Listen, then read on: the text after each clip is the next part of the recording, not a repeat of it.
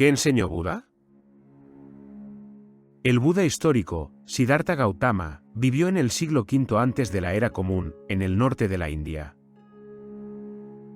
En una época marcada por ritualismo, castas y creencias dogmáticas, él emprendió una búsqueda espiritual profunda tras confrontar el sufrimiento humano, vejez, enfermedad y muerte. Su enseñanza trataba de un camino de liberación del sufrimiento, a través de la comprensión directa de la realidad. Este budismo temprano era puramente práctico, no especulativo. El Buda no hablaba de Dios ni del alma eterna, sino de cómo despertar de la ignorancia. Siddhartha Gautama, conocido posteriormente como Buda, no inició el budismo como una religión organizada, sino como una vía de liberación del sufrimiento basada en la experiencia directa. Su motivación fue profundamente personal y existencial, y su postura frente a los Vedas y el brahmanismo de su época fue clara, una crítica práctica y silenciosa más que polémica o dogmática. Estas enseñanzas eran profundamente pragmáticas. No hablaban de dioses, ni de castas, ni de verdades absolutas. Su enfoque era experiencial, no especulativo. Se cuenta que Siddhartha Gautama, siendo el príncipe heredero, nunca había salido más allá de los dominios del palacio y nunca había tenido contacto con el dolor y el sufrimiento humano. Pero al salir del palacio, Siddhartha se enfrentó a 4 visiones. Un anciano. Un enfermo. Un cadáver. Un renunciante, o samana. Esto lo impulsó a preguntarse: ¿por qué sufrimos? ¿Hay una salida al ciclo del dolor, la vejez y la muerte? Así emprendió su camino como buscador espiritual, explorando primero prácticas ascéticas extremas, pero luego comprendiendo que ni el placer ni el castigo eran el camino, nació así la vía del medio. En tiempos del Buda, la tradición dominante era el brahmanismo, basada en las escrituras sagradas de los Vedas. Esta tradición sostenía que el universo está ordenado por rituales védicos, que han de ser realizados por brahmanes. La salvación o moksha se obtenía a través de ritos y conocimiento de los mantras. El Atman o alma individual era idéntico al Brahman o absoluto universal. Siddhartha criticó o se distanció de todo esto al enseñar que la autoridad espiritual no son las escrituras sino la experiencia directa y personal.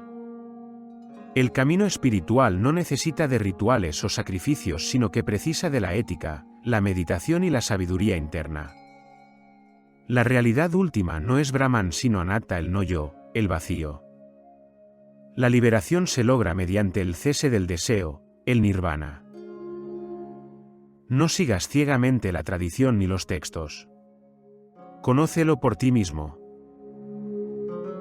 Tras su despertar, el Buda enseñó durante 45 años. Formó la Sangha, una comunidad de monjes y monjas dedicados a vivir en atención plena y desapego. Tras su muerte, la Sangha organizó el primer concilio budista.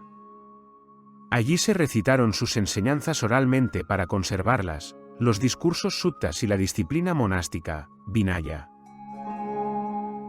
Tras su muerte, sus discípulos se reunieron para recitar y preservar sus enseñanzas oralmente.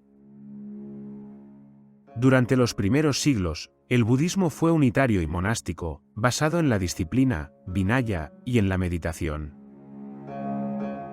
Este periodo es conocido como budismo original.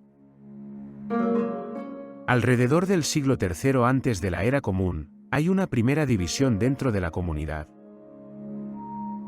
Con 2 ramas principales fueron: conocido como Sthavirabada, escuela de los ancianos, defensores de la ortodoxia y las reglas estrictas.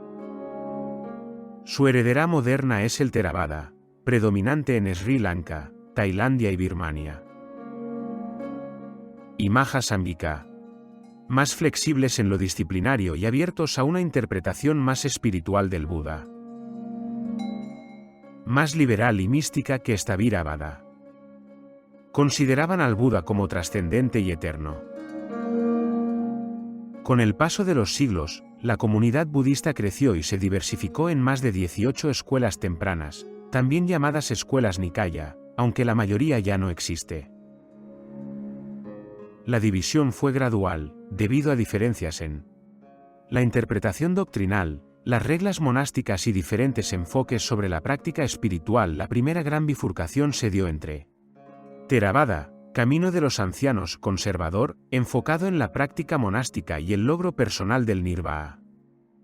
Aún hoy, la tradición Theravada, escuela de los ancianos, se considera la más cercana a las enseñanzas originales del Buda y está presente en países como Sri Lanka, Birmania y Tailandia.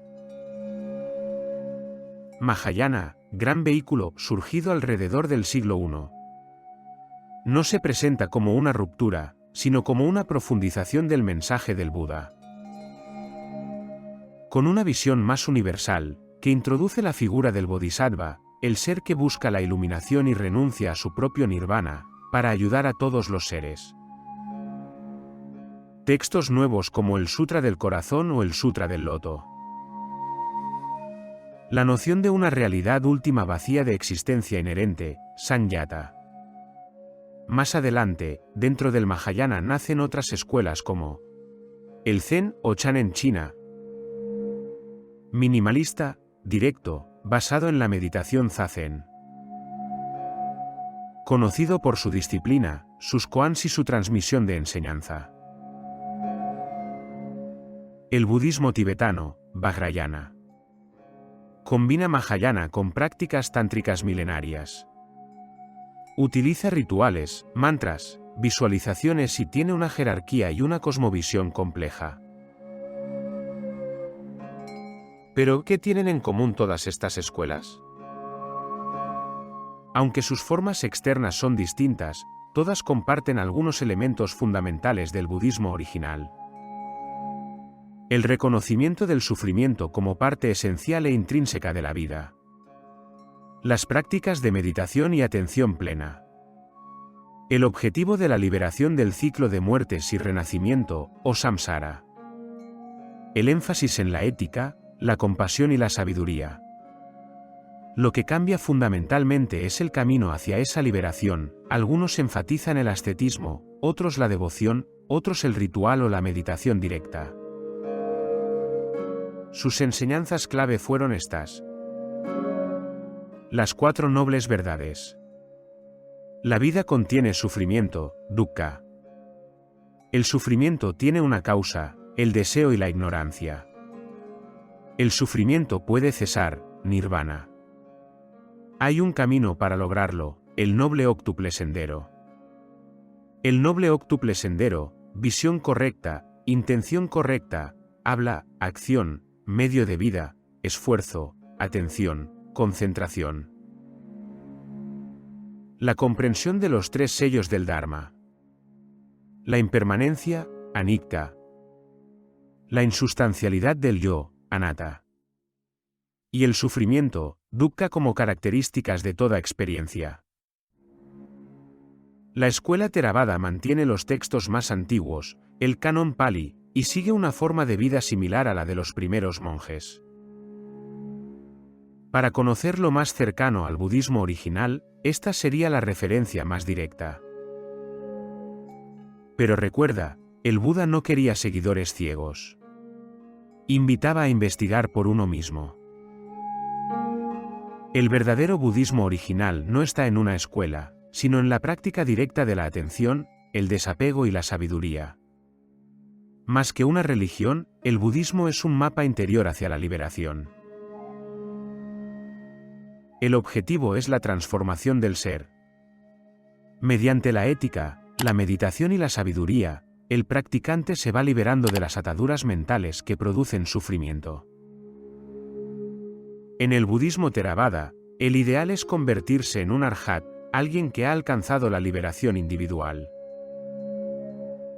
En el budismo Mahayana, el ideal es el del bodhisattva, quien busca la iluminación no solo para sí, sino para ayudar a todos los seres a liberarse.